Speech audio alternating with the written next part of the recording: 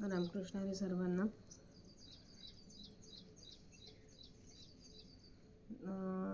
नित्यसेवेप्रमाणे मागे जे काही वाचन बाकी होते ते मी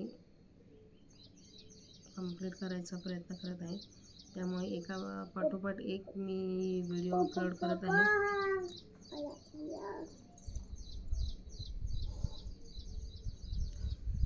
तर आत्तापर्यंत आपण अध्याय 6व्याचे 22 श्लोकांचं वाचन केलं होतं. आता तिथून पुढचे आपण श्लोक वाचायला चालू करत आहोत. वक्रतुंड महाकाय सूर्यकोटी समप्रभा निर्विघ्नं कुरु मे देव सर्वकार्येषु सर्वदा. अलंकापुरी पुण्यभूमी पवित्र तिथे नांदतो ज्ञान राजा सुपात्र. तया आठविता महापुण्यराशी नमस्कार माझा सद्गुरु ज्ञानेश्वरांचे. श्लोक क्रमांक 23. तं विद्याथ दक्ख संयोग वियोगम योगम सन्नित्यं स निश्चयेन योक्तव्यो योग निर्माणे चेतसाः.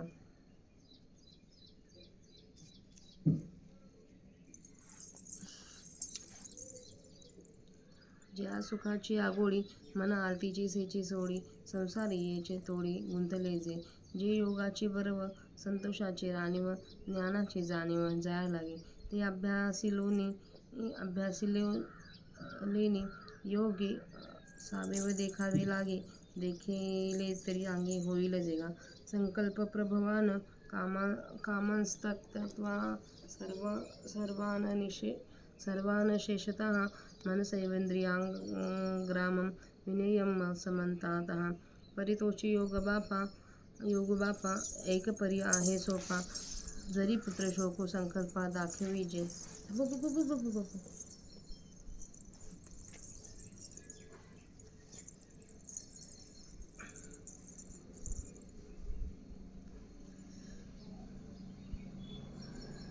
या विषयांते निमाली ऐके इंद्रिया नेमाची धारणी देखे तरीही हे घालून मुके जीवितासी. ऐसे वैराग्य हे करी तरी संकल्पाची सरेवारी सुखे धृतीची धवरारी बुद्धी नांदे. शनैः रूपरमेत बुद्ध्या धृती गृहीतया आत्मसंस्थमनः कृत्वा न किंचिदपि चिन्तयेत्. यतो निच्छरति मनश्चलं स्थिरं ततस्तो नियमे तदात्मनैव न नयेत्. बुद्धी धैर्या होय सवटा तरी मनाते अनुभवाची आवाटा हळूहळू करी प्रतिष्ठा आत्मभूनी. याही एके परी प्राप्ती आहे विचारी हे न ठके तरी सोपारी आनिक एके. आता नियमोची हा ऐकला जीवे करावा आपुला जैसे कृता निश्चयाचा बोला बाहेरी नव्हे. जरी येथुली निश्चित स्थिरावे तरी खासा आणि स्वभावे न राहे तरी घालावे मोकलोने. मग मोकलेले जेथे जेथे जाईल तेथून नियमोची घेऊन येईल ऐसो स्थिराचे होईल सवेया.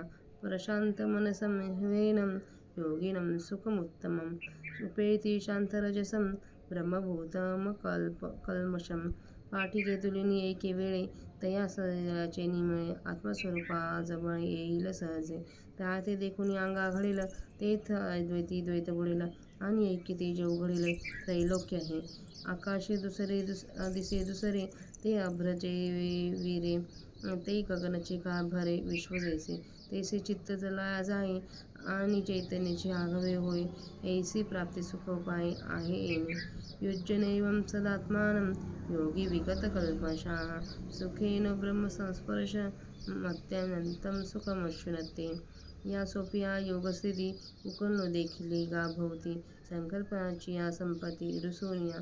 ते सुखाचे नि सांगाते आले परब्रह्मातोते तेथ लवण जैसे जळाते सांडून येणे. तैसे होय ते मिळे मग सामरस्याची रावळी महासुखाची दिवाळी जगसी दिसे.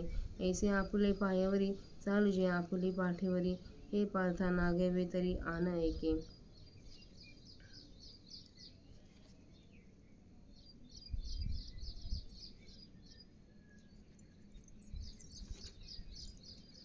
सर्वभूतस्थमात्मानं सर्वभूतानि चात्मनि ईक्षते योगयुक्तात्मा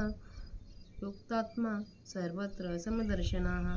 यो मां पश्यति सर्वत्र सर्वच मय पश्यति तस्याहं न पश्यामि स च मे न प्रणश्यति. तरी मी तव सकळ देही असे येत विचारू नाही आणि तेजाची माझ्या ठाई सकळ असे हे ऐसेची संचले परस्पर मिसळे बुद्धी घेपू ये तुले होवा वेगा. एरवी तरी अर्जुना जो एकवटली या भावना सर्वभूती अभिन्ना माते भजे भूताचेनी अनेकपण अनेक होय अंतकरण केवळ एकत्वची माझे जाण सर्वत्र जो. मग तो एक हा मिया बोलता दिसत सेवाया एरवी न बोलिजे तरी धनंजया तो मीची आहे. दीपा आणि प्रकाशा एक वंकीचा पाडू जैसा तो माझी ठाया तैसा मी थया माझे. जैसा उदकाचेनी आयुष्य रसे का गगनाचेनी मानू अवकाशे तैसे माझे निरूप रूपसे पुरुषो तू पुरुष तो गा. सर्वभूतस्थितं यो मां भजत्यैक्यत्वमास्थितं सर्वथा वर्तमानोऽपि स योगी मयि वर्तते. जेने एकाची आदिती सर्वत्र मातीचे किरीटी देखिले जैसा पटी तंतु ऐकू का स्वरूप तरी बहुत आहाती परी तैसे सोनी बहुवन होती ऐसे एकाच्या हिची स्थिती केली जाणे. नाचरी वृक्षाची पाने जेतुली ते तुली रूपे नाही लावली ऐसे अद्वैत दिवसे पाहिली रात्री जया. तो पंचात्मकी सापडे मग सांगपा कैसे नियाळे जो प्रकृतीचे निपाळे म्हणजे तुके.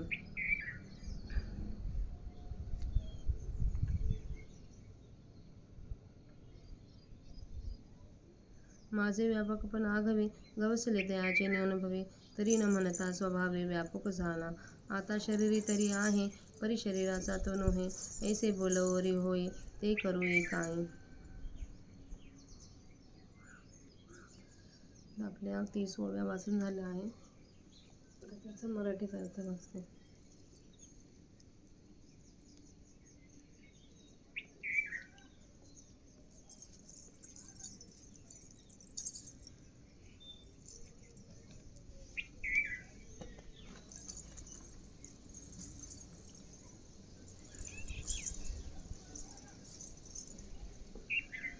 ज्या सुखाची चटक लागल्याने संसाराच्या तोंडात गुंतलेले जे मन ते विषय वासनेची आठवणही ठेवीत नाही.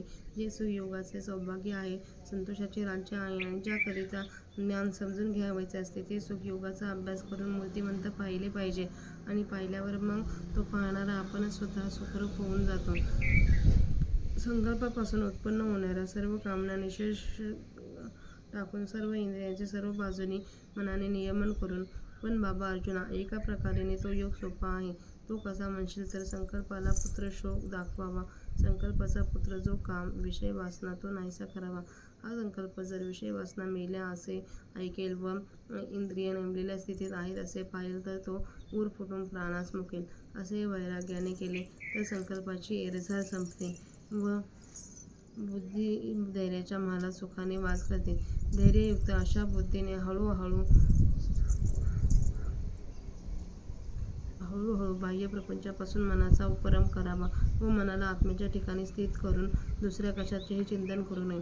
चंचल वृत्ती अतएव अस्थिर असे मन आत्म्याकडून निघून जाते. ज्याच्यामुळे बाहेर जाते त्याच्यापासून नियमन करून त्याला आत्म्याच्याच ताब्यात आणावे. बुद्धी जर धैर्याला आश्रयस्थान झाली तर ती मनाला अनुभवाच्या वाटेने हळूहळू आत्मानुभवात कायमचे स्थिर करते.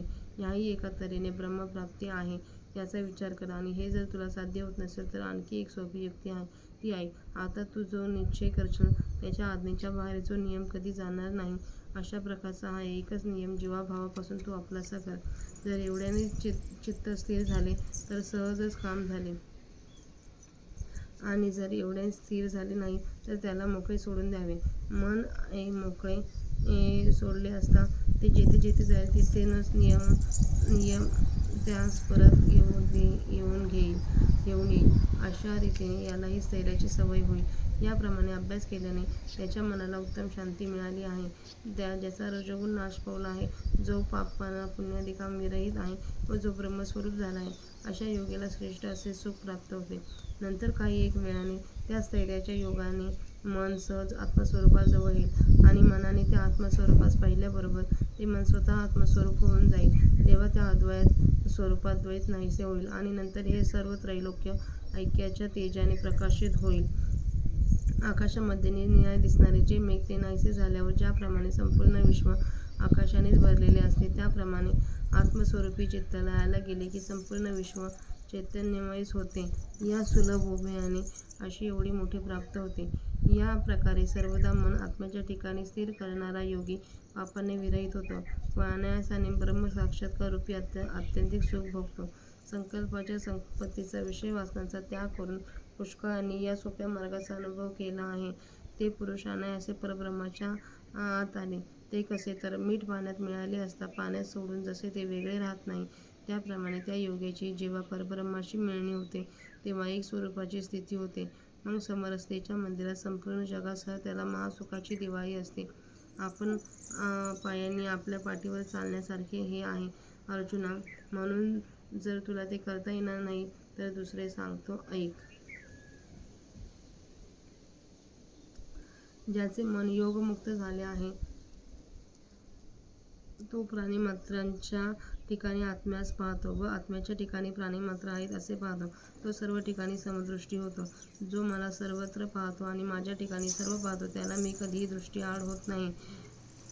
तो मला कधीही दृष्टी आड होत आणि तू मला कधीही दृष्टी आड होत नाही. आणि मी तर सर्व देहामध्ये आहे, यात विचार करण्यासारखे काही नाही. आणि त्याप्रमाणे माझ्या ठिकाणी हे सर्व आहे, हे असेच बनलेले आहे व परस्पर मिळालेले आहे. पण अरे बुद्धीने एवढे ग्रहण मात्र केले पाहिजे. एरवी तरी अर्जुना तू ऐक्याच्या समजुतीने मी सर्व भूतांसारखा व्यापून राहिला आहे असे जाणून मला बसतो. प्राण्यांच्या भिनाने ज्याच्या अंतःकरणात द्वैत उत्पन्न होत नाही आणि जो सर्व ठिकाणी माझे केवळ एकत्वच जाणतो अर्जुना, मग तो माझ्याशी एकच आहे असे बोलणे व्यर्थ आहे. कारण असे जरी बोलले नाही तरी तो मीच आहे. दिवा व त्याचा प्रकाश हे जसे दोन्ही एकच आहेत, त्याप्रमाणे तो माझ्या ठिकाणी आणि मी त्याच्या ठिकाणी ऐक्यतेने आहोत. ज्याप्रमाणे जेथपर्यंत पाणी आहे तेथपर्यंत ओलावा आहे अथवा आकाशाच्या बरोबरीने पोकळी आहे, त्याप्रमाणे माझ्या रूपाने तो पुरुष रूपवान आहे. माझे एकत्व जाणून राहणारा जो योगी सर्व भूतांच्या ठायी असलेला मला सेवतो, तो देह, नाम इत्यादी सर्व उपाधींनी युक्त असला तरी मत्स्वरूप झालेला असतो. अर्जुना, ज्याप्रमाणे वस्त्रांमध्ये केवळ एकच सूत असते, त्याप्रमाणे ज्याने अद्वैत भूतांनी सर्व ठिकाणी केवळ मलाच पाहिले आहे. खाली जाऊन झोप. अथवा अलंकारांचे आकार जरी पुष्कळ आहेत तरी त्याप्रमाणे सोनी पुष्कळ नाही. जा खाली जा. त्याप्रमाणे सोनी पुष्कळ नाहीत. अशी अचळ पर्वताप्रमाणे ज्याने ऐक्य स्थिती केली आहे अथवा झाडाची जितकी पाने आहेत तितकी रोपे लावलेली नाहीत, अशा अद्वैत दिवसाने ज्यास द्वैताची रात्र उजाडली, अशा रीतीने जे अनुभवाच्या योग्यतेने माझ्या बरोबरीचा ठरतो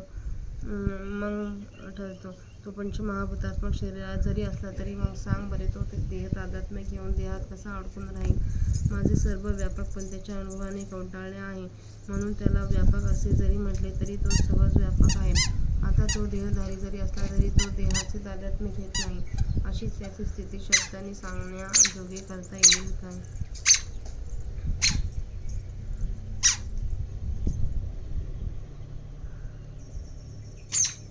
माऊलींचा प्राकृत भाषेतील ओव्यांचा मराठी अर्थ वाचून झाला आहे. आता आपण ओवी क्रमांक 403 पर्यंत वाचत आहोत आणि आपले 31 श्लोक वाचून झाले आहेत. आता माऊलीची सेवा पुढील भागात बघूया.